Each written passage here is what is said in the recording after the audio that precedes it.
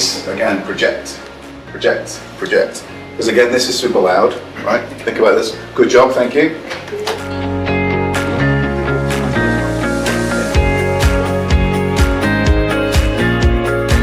Why are you letting that control you? What can you do? What triggers you? And make sure that it doesn't happen in the meeting. So, wow, I didn't think of that.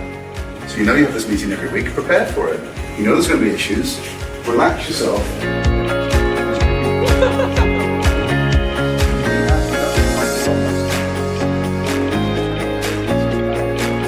Words for myself before I go up there. Am I using problem instead of challenge? What's the language? So be aware of the state that you're in, right? So we're talking a bit about physiology here, and psychology. So if you think, oh, I've got to go do a presentation today, or great, I'm prepared for this presentation, I'm going to go and do it today.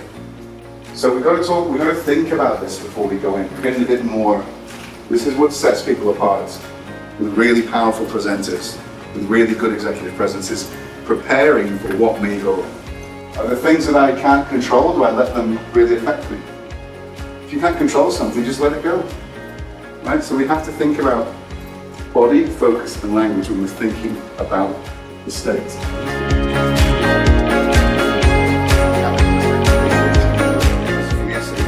Let's do this today. So to me, that's actually what I was seeing yesterday, because I don't know the tech, so I thought that